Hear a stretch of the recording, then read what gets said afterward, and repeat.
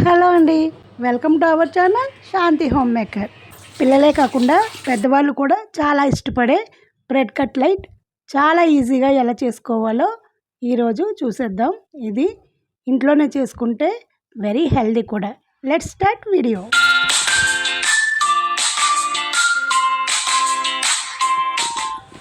ముందుగా ఒక బౌల్ తీసుకొని 2 బంగాళదుంపల్ని బాయిల్ చేసుకొని చల్లారిన తర్వాత పైన తొక్క తీసుకొని ఇలా చక్కగా స్మాష్ చేసుకోవాలి. స్మాషర్ ఉంటే స్మాషర్తో చేసేసుకోవచ్చు, లేదంటే చేత్తోనే ఇలా చేసుకున్న తర్వాత ఒక పెద్ద సైజు ఉల్లిపాయని చిన్న ముక్కలుగా కట్ చేసుకొని వేసుకోవాలి. 2 ఇంచుల అల్లం ముక్కను కూడా చిన్న ముక్కలు కట్ చేసుకొని వేసుకొని 4 పచ్చిమిరపకాయలు చిన్న ముక్కలుగా కట్ చేసి వేసుకోవాలి. ఇప్పుడు రుచికి సరిపడేంత సాల్ట్, కొద్దిగా కారం, కొంచెం పసుపు, సన్నగా తరిగి పెట్టుకున్న కొత్తిమీర కొంచెం వేసుకొని ఇవంతా కూడా బాగా కలుపుకోవాలి. కొంచెం స్పైసీగా కావాలి అనుకుంటే కనుక కొన్ని చిల్లీ ఫ్లేక్స్ కూడా వేసుకోవచ్చు. ఇదైతే కరెక్ట్గా సరిపోయింది కారం. దీన్ని అంతటిని చక్కగా మొత్తం కలిసేలాగా బాగా కలిపేసుకోవాలి. ఇలా కలుపుకున్న తర్వాత దీన్ని ఒక పక్కన పెట్టుకోవాలి. ఇప్పుడు 4 బ్రెడ్ స్లైసెస్ తీసుకొని వీటిని చుట్టూ ఉన్న బ్రౌన్ పార్ట్ కట్ చేసేసుకోవాలి. దీన్ని వేస్ట్ చేయక్కర్లేదు. ఈ చుట్టూ ఉన్న బ్రౌన్ పార్ట్ తీసుకొని మధ్యలో పీసులు పక్కన ఉంచుకోవాలి.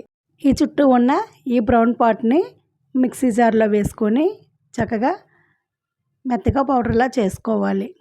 ఇలా పౌడర్ చేసుకున్న దాన్ని ఒక బౌల్లోకి తీసుకొని ముందుగా కట్ చేసుకున్న ఈ బ్రెడ్ పీసెస్ని ఇలా ప్లేట్లో వేసుకోవాలి. పెద్ద సైజులో కావాలంటే అలానే వేసుకోవచ్చు, లేదంటే ఇలా 4 ముక్కలుగా కట్ చేసుకొని దీనికి ముందుగా రెడీ చేసి పెట్టుకున్న ఈ పొటాటో స్టఫింగ్ని అప్లై చేసుకోవాలి.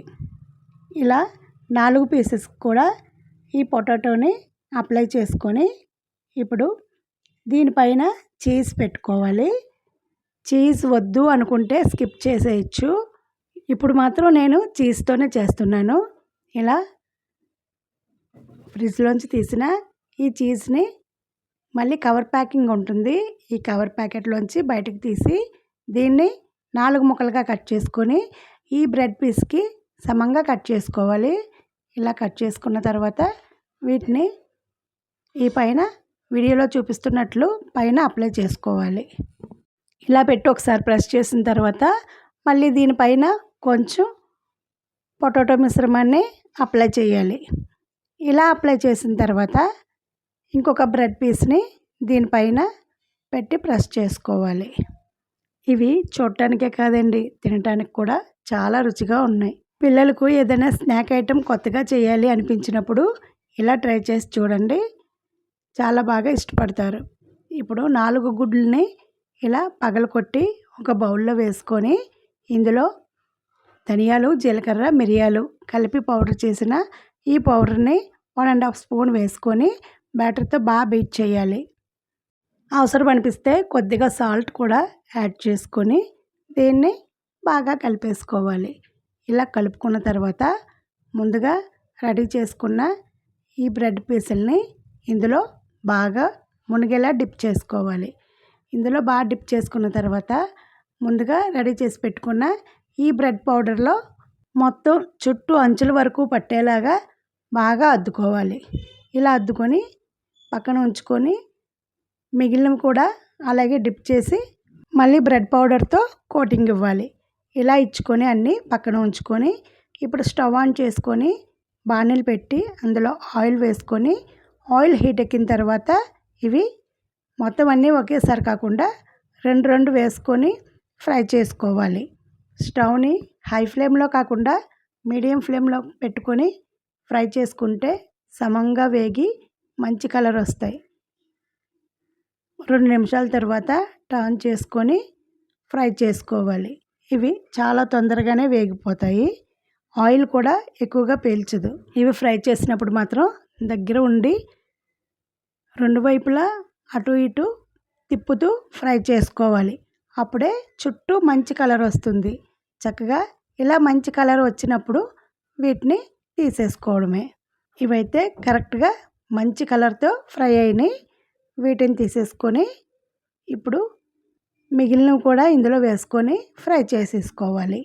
పిల్లలైతే వీటిని చాలా ఇష్టంగా తింటారు. పిల్లలే కాదండి, పెద్దవాళ్ళకి కూడా చాలా బాగా నచ్చుతాయి. బయట కొనే కర్రీ పఫ్లు, ఎగ్ పఫ్ల కన్నా ఇంట్లో ఇలా హెల్తీగా చేసి పెట్టారంటే చాలా ఇష్టంగా తింటారు. ఆరోగ్యానికి కూడా చాలా మంచిది. ఇవైతే మొత్తం రెడీ అయినాయి. వీటిని ఒక సర్వింగ్ ప్లేట్లోకి తీసుకొని సర్వ్ చేసుకోవడమే.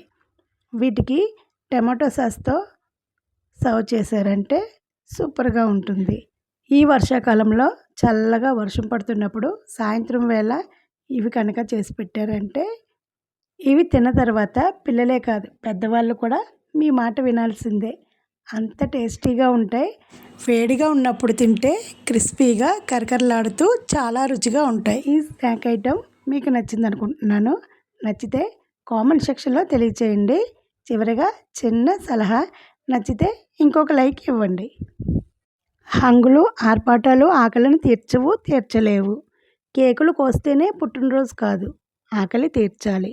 పుట్టినరోజు నాడు కొవ్వొత్తులు ఆర్పడం మన సంస్కృతి సంప్రదాయం కాదు కదండి.